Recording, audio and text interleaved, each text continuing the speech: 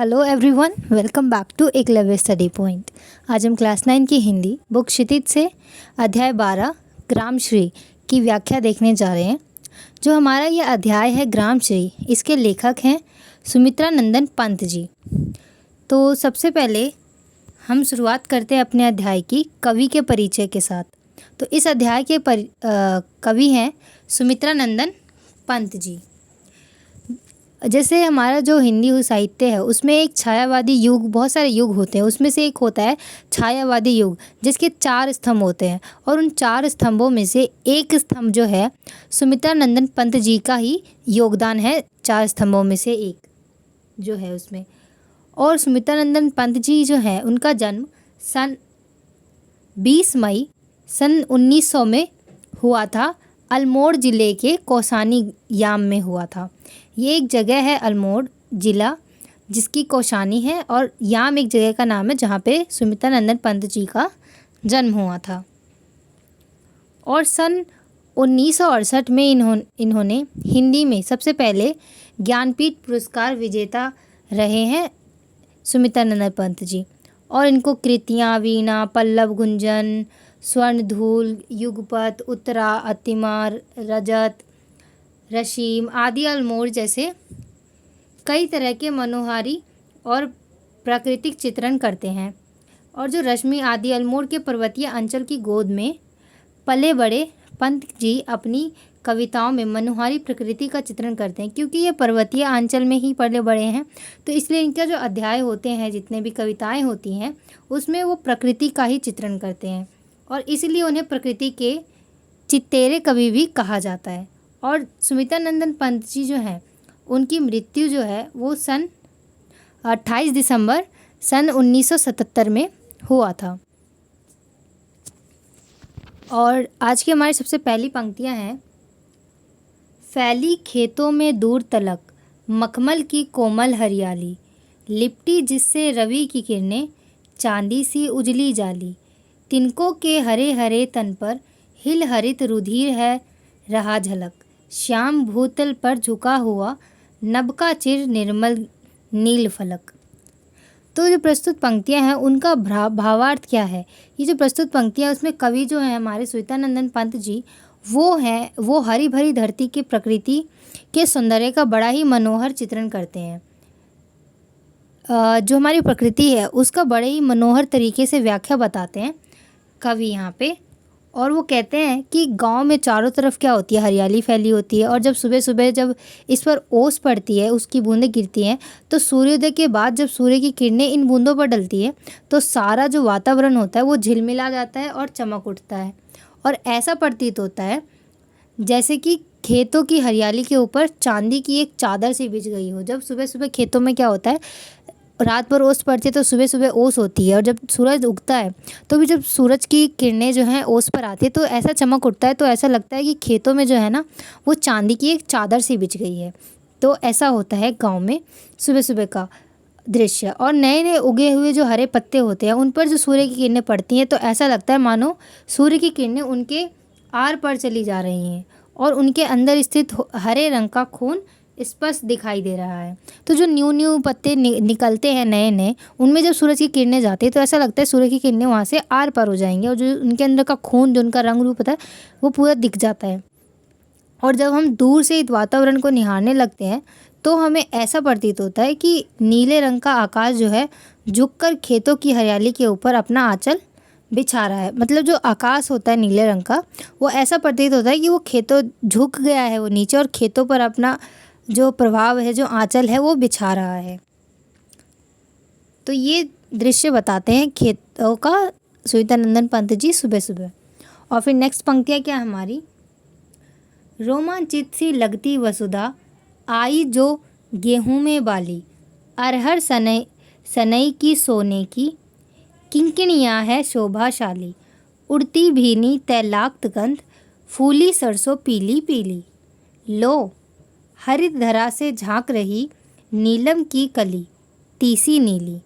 तो ये जो पंक्तियां हैं इसमें कवि ने फसलों से लदी हुई जो धरती है उसकी सुंदरता का वर्णन करते हुए बड़े ही रोमांचक ढंग से उसका वर्णन किया है कि जो खेतों में फसलें लग जाती हैं तब धरती की सुंदरता कितनी बढ़ जाती है, उसकी व्याख्या उसको बड़े ही रोमांचक ढंग से बताया है यहाँ पे कवि ने। और खेतों में जौ और जो गेहूँ की फसलें हैं उगने से जो धरती है वो बहुत ही रोमांचित लगने लग जाती है।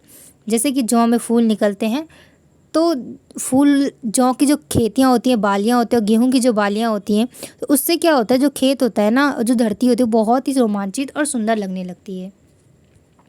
और फिर जो अरहर और जो सनई की फसलें होती हैं वो सोने की करहनी जैसी लगने लगती हैं, जो धरती रूपी युवती की कमर में बंधी हुई और हवा चलने से हिल हिल कर मधुर ध्वनि उत्पन्न करती हैं। तो जब जब खेतों में धान की बालियाँ होती हैं, गेहूं की बालियाँ होती हैं, अरहर की बालियाँ होती हैं, तो जब हवाएं चलती हैं तो वो आपस में टकराते हैं और फिर उनसे इतनी प्यारी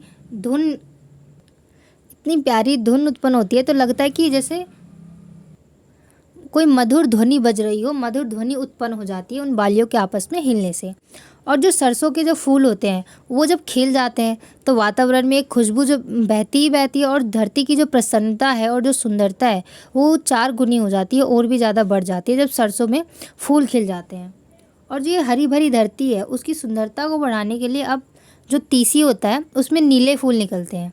तो जब नीले फूल निकलते हैं तो जब नीले फूल निकलते हैं तो ऐसा लगता है कि वो अपना सर उठाकर झाँक रहे हैं। तो क्योंकि ना वो इसी टाइप के होते हैं कि वो ऊपर उठे उठे होते हैं, तो इस वजह से लगता है कि वो अपना सर उठाकर और झाँक रहे हैं। तो इस प्रकार जो खेतों में गेहूँ, जौ, बालियाँ और जो अरहर है, सनई है और जो तीसी के जो फूल हैं, सरसों के जो पीले फूल हैं, अलसी की जो कलियाँ हैं, वो जो धरती की सुंदरता को और बढ़ाती हैं, धरती की सुंदरता को और बढ़ाती हैं और 4 चाँद लगा देती हैं जब फसलें उगती हैं। और फिर नेक्स्ट पंक्तियाँ हैं, रंग रंग के फूलों में रिलमिल हंस रही सखियाँ मटर खड़ी, मखमली पेटियों से लटकी छिमियाँ छिपाए बीज लड़ी, फिरती है रंग रंग की तितली रंग रंग के फूलों पर सुंदर, फूले फिरते ही फूल स्वयं उड़ उड़ वृंतों से वृंतों पर। तो प्रस्तुत पंक्तियों का भावार्थ क्या है कि इस पंक्तियों में कवि बताते हैं कि जैसे खेतों में रंग बिरंगे फूल होते हैं तो उन पर क्या है, तितलियाँ भी सुंदर सुंदर मंडराते रहती हैं। उससे क्या होता है, जो रंग बिरंगे फूल होते हैं और जो तितलियाँ होती हैं उससे जो वातावरण होता है ना, तो उसमें जो सुंदरता आती है उसी की व्याख्या इन पंक्तियों में कवि ने बताया है। और फिर क्या होता है, विभिन्न रंगों के जो फूलों के बीच जो मटर होता है वो बताते हैं, यहाँ पे थोड़ा सा मानवीकरण करके बताते हैं कि जो मटर है वो मटर की जो फसल है वो हंस रही है। जैसे कि कोई सखी जब सज धज कर तैयार होती है तो सारी सखियाँ उसे देखकर मुस्कुराने लगती है। तो उसी प्रकार जब रंग बिरंगे फूल खिलते हैं, तितलियाँ उड़ाती हैं, तो मटर की फसल जो होती है वो हंसती है उन्हें देखकर, जैसे कोई सखी अपनी सखी को देखकर हंसती है। और फिर जब फसलों की जो बीज है उससे जो लदी हुई लड़ियाँ होती हैं वो खड़ी हुई हैं, इन सब के बीच कई तरह की रंग बिरंगी तितलियाँ एक फूल से दूसरे फूल तक उड़ उड़ कर जाती हैं। जैसे कि आपने देखा होगा खेतों में जब बहुत सारे फूल होते हैं तो जो तितलियाँ होती हैं वो एक जगह तो बैठती नहीं, उड़ उड़ कर यहाँ से वहाँ जाते रहती है, एक फूल से दूसरे फूल तक उड़ के जाती हैं। तो ये जो दृश्य होता है वो ऐसे लगता है मानो खुद फूल ही उड़ उड़ कर दूसरे फूलों तक जा रहा है। इस तरह प्रस्तुत पंक्तियों में कवि ने अपनी कल्पना जो है उसको सजग हो उठी है। इस तरह जो कवि की जो कल्पना है वो सजग हो उठी है, ऐसा लग रहा है मानो सभी चीज़ें हमारी आंखों के सामने हो रहा हो। और जिसमें उन्होंने रंगों से भरे प्राकृतिक वातावरण का बड़ा ही मन भावन चित्रण किया है। ये जो सारी पंक्तियाँ हैं इनमें प्रकृति का, गांव का जो दृश्य होता है और जो प्रकृति का जो दृश्य होता है, इन सारी चीज़ों का बड़ा ही मन भावन चित्रण किया है कवि ने यहाँ पर। और फिर नेक्स्ट पंक्तियाँ हैं, अब रजत स्वर्ण मंजरियों से लद गई आम्र तरु की डाली, झर रहे ढाक पीपल के दल हो उठी कोकिला मतवाली, महके कटहल मुकुलित जामुन जंगल में झरबेरी झूली, फूले आड़ नींबू दाड़िम आलू गोभी बैंगन मूली। तो ये जो पंक्तियां हैं इसमें ग्रामश्री जो हैं कि जो कविता की जो ये पंक्तियां हैं उसमें ना बसंत ऋतु का बड़ा ही सुंदर वर्णन किया है। जब बसंत ऋतु आता है तब क्या क्या होता है, किस तरह से प्रकृति की सुंदरता बढ़ती है, तो इन सारी बातों का इन पंक्तियों में बसंत की जो सुंदरता होती है उसके बारे में बताया गया है। तो कवि कहते हैं कि जो आम के पेड़ होते हैं उनकी जो डालियाँ हैं वो सुनहरी हो जाती हैं और चांदनी रंग की जो आम की बौर होती है कलियाँ जो होती हैं, जो आम की देखा होगा आप अगर आपने, तो आम की जो बौर यानी जो कलियाँ होती हैं वो चांदनी रंग की होती हैं, जो कि सुनहरी तरह से लद जाती हैं आम के पेड़ पर। और फिर जब पतझड़ होता है तो उसके कारण जो ढाक होता है और जो पीपल के पेड़ होते हैं उनकी पत्तियां क्या होती हैं, झड़ जाती हैं। तो इन सब से जो कोयल है वो मतवाली हो जाती है और मधुर संगीत गाने लगती है, मधुर संगीत सुनाने लगती है जब पत्तियां झड़ती हैं और आमों के पेड़ पर जब कलियां उगती हैं, चारों तरफ हरियाली फैलती है, तो जो कोयल होती है वो मतवाली हो जाती है और मधुर संगीत सुनाने लगती है, ऐसा बता रहे हैं कवि यहाँ पे। और जो पूरा वातावरण होता है उसमें कटहल की महक को महसूस किया जा सकता है और आधे पके जो कच्चे जामुन होते हैं उसको देखते ही बनते हैं। जब जामुन होते हैं कोई आधे पके हुए होते हैं आधे कच्चे होते हैं, तब वो जो दृश्य होता है वो देखने लायक होता है।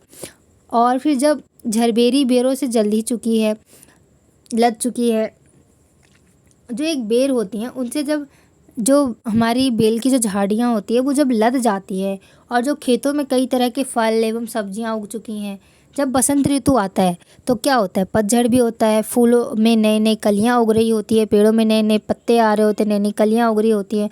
और क्या होता है, जितने भी तरह के जो फल सब्जियाँ होती हैं वो क्या होती हैं, और जो बेर वगैरह फल सब्जियाँ होती हैं वो क्या उग जाती हैं सारी तरह की, चाहे वो आड़ू हो, नींबू हो, अनार, आलू, गोभी। तो सभी तरह की जो फल और सब्जियां होती है वो बसंत ऋतु के आते ही उग जाती हैं और पतझड़ भी शुरू हो जाता है और पत्तियां भी झड़ जाती हैं और नए पत्तियां आती हैं और फूल भी खिलने, कलियां भी खिलना शुरू हो जाती है। और इन सबको देखकर जो हमारी कोयल होती है वो मधुर संगीत सुनाने लगती है। इन पंक्तियों में का भावार्थ यह था, इन पंक्तियों में यह बताया गया है।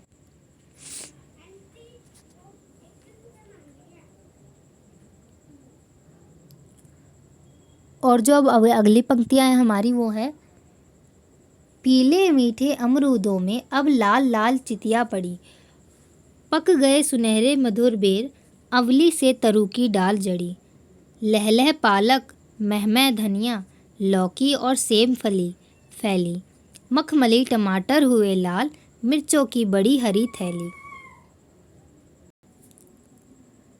तो ये जो पंक्तियां हैं इन पंक्तियों का भावार्थ यह है कि जब बसंत ऋतु होने के कारण क्या होता है कि अमरूदों के पेड़ों पर जो फल हैं वो पक जाते हैं और जो उन पर लाल लाल जो निशान भी दिखाई देने लगते हैं, तो ये इस बात का संकेत देते हैं कि जो अमरूद हैं वो मीठे हो चुके हैं। और जो बैर है वो भी अब पककर सुनहरे रंग के हो गए हैं, पहले तो हरे होते हैं फिर जब वो पकते तो सुनहरे रंग के होते हैं। और जो आंवले के फल होते हैं उनसे पूरी तरह डाल ऐसी लग जाती है जैसे किसी गहने में मोती जड़ी हो। जब आंवले के पेड़ पर जब फल से पूरी तरह जब डाल लग जाती है तो ऐसे लगता है कि जैसे किसी गहने में मोतियाँ नहीं होती गोल गोल छोटी छोटी, तो वैसा ही दृश्य लगता है जब आंवले के फल पूरे डाल से लग जाते हैं तो। और फिर जो पालक होता है वो पूरे खेतों में लहलहा जाता है और जो धनिया की जो सुगंध होती है वो सूंघने लायक होती है। अगर आप कभी गांव जाएं और वहाँ पे अगर धनिया उगी हो तो आप जब उससे थोड़ा सा दूर भी होंगे ना तो आपको धनिया की खुशबू इतनी फ्रेश, इतनी अच्छी आएगी कि उसके सुगंध से जो वातावरण होता है वो पूरे वातावरण में ही उसकी सुगंध फैल जाती है। और जो पालक होता है उसके तो जो हरापन होता है, जो लहलहाता है वो उसको देखते ही बनता है। और जो लौकी होती है और जो सेम की लताएं होती हैं वो पूरे खेतों में क्या होता है वो फैली हुई होती हैं। और जो टमाटर है वो पककर लाल हो चुके हैं और मानो जैसे ज़मीन पर जो है मखमल बिछा हो, क्योंकि टमाटर तो लाल हो जाते हैं। तो लाल लाल ऐसा पूरी तरह से लाल लाल, तो ऐसा लगता है कि जैसे ज़मीन पर किसी ने मखमल बिछा दिया हो। तो ये सब चीज़ें तब होती है जब बसंत ऋतु के आने के बाद, जब बसंत ऋतु आता है तो उसकी वजह से ये सारी चीज़ें होती हैं, यहाँ पे कवि बताते हैं। और इसमें प्रकृति के बारे में ही बताया गया है इन सारी पंक्तियों में। और फिर लास्ट में क्या है कि जो पेड़ों पर जो लगी हरी मिर्चें होती हैं उनके गुच्छे ऐसे लग जाते हैं, इतने अच्छे से लग जाते हैं, इतने सारे, तो ऐसे लगता है कि कोई हरी कलर की ना कोई थैली लटकी हुई है वहाँ पे। इतना अच्छा लगता है जब हरे हरे पेड़ों पर जब मिर्चे के गुच्छे लग जाते हैं तो ऐसा लगता है किसी ने हरा थैला ही वहाँ पे टांग दिया हो। फिर नेक्स्ट पंक्ति है हमारी, बालू के सांपों से अंकित गंगा की सतरंगी रेती, सुंदर लगती सरपत छाई, तट पर तरबूजों की खेती, अंगुली की कग्घी से बगुले, कलंगी संवारते हैं कोई, तिरते जल में सुरखाब पुलीन पर, मगरौठी रहती सोई।